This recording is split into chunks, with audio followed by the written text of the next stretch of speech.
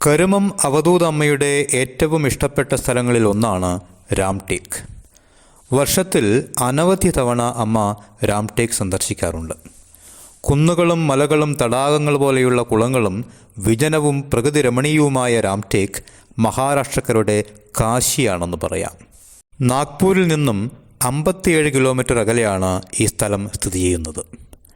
പിതൃതർപ്പണത്തിനും പിതൃഭസ്മം ഒഴുക്കുന്നതിനും മഹാരാഷ്ട്രയിലുള്ള അനവധി പേർ ഇവിടെ വരാറുണ്ട്. രാംടേക്ക് എന്നാൽ രാമൻ്റെ പ്രതിജ്ഞ എന്നാണ് അർത്ഥം. വനവാസകാലത്ത് രാമൻ സീതാലക്ഷ്മണന്മാരോടൊപ്പം ഇവിടെ വസിച്ചിരുന്നു അത്രേ. മഹർഷിമാരും ആശ്രമങ്ങളും യോഗികളുമുള്ള തപോഭൂമിയായിരുന്നു രാംടേക്ക്. രാക്ഷസന്മാരുടെ ഉപദ്രവത്തിൽ നിന്നും തപോധനന്മാരെ രക്ഷിക്കും എന്ന് രാമൻ ഇവിടെ പ്രതിജ്ഞ ചെയ്തു അത്രേ. മാത്രമല്ല, ശ്രീരാമൻ ഇവിടെയുള്ള തീർത്ഥത്തിൽ നിന്ന് അസുരന്മാരാൽ വധിക്കപ്പെട്ട മുനിമാരുടെ തർപ്പണവും ചെയ്തു അത്രേ. ഭാരതഭൂവിലുള്ള എല്ലാ തീർത്ഥങ്ങളെയും ഈ തീർത്ഥത്തിലേക്ക് ശ്രീരാമൻ ആവാഹിച്ചുവെന്ന് വിശ്വസിക്കപ്പെടുന്നു. ഈ കുളത്തിന് അംബാ തലാബ് എന്നാണ് ഇപ്പോൾ അറിയപ്പെടുന്നത്.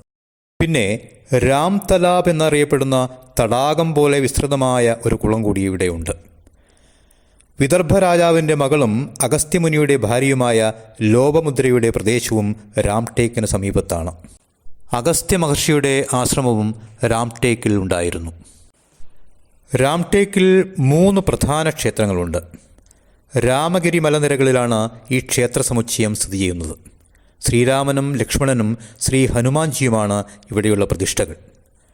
12-14 നൂറ്റാണ്ടുകളിൽ യാദവ രാജാക്കന്മാരാണ് ഈ ക്ഷേത്രങ്ങൾ പണിതത്. 18-ാം നൂറ്റാണ്ടിൽ മറാത്ത രാജാവായ രഘുജി ഭോൺസ്ലെയാണ് ക്ഷേത്രം പുതുക്കിപ്പണിതത്. ക്ഷേത്ര സമുച്ചയത്തിന് ചുറ്റും ഒരു കോട്ടമതിൽ കൂടി പണിതിട്ടുണ്ട്.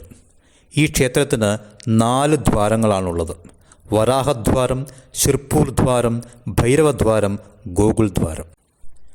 രാംടേക്കിൻ്റെ പ്രകൃതിരമണീയമായ ഭൂമിയിൽ ഇരുന്നാണ് കാളിദാസൻ മേഘദൂത് എന്ന കാവ്യം രചിച്ചത്.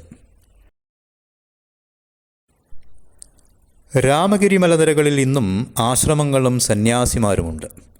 ഋഷി നാഗാർജുനൻ ഇന്നും സൂക്ഷ്മരൂപത്തിൽ ഇവിടെ ഉണ്ടെന്നാണ് വിശ്വസിക്കപ്പെടുന്നത്. രാംടേക്കിൽ വച്ചാണ് അമ്മ കുമാരസ്വാമിയെ ക്ഷണനേരം കൊണ്ട് അംബാ തലാബിലെത്തിച്ചത്.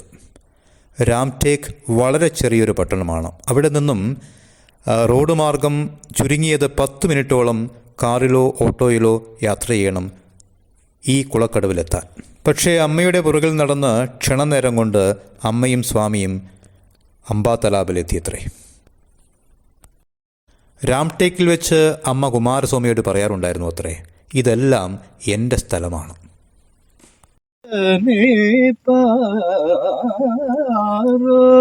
മുഖവല്ലി തോരോ കൃഷ്ണ നീതേകനേ ബാരോ കൃഷ്ണ നീതേകനേ.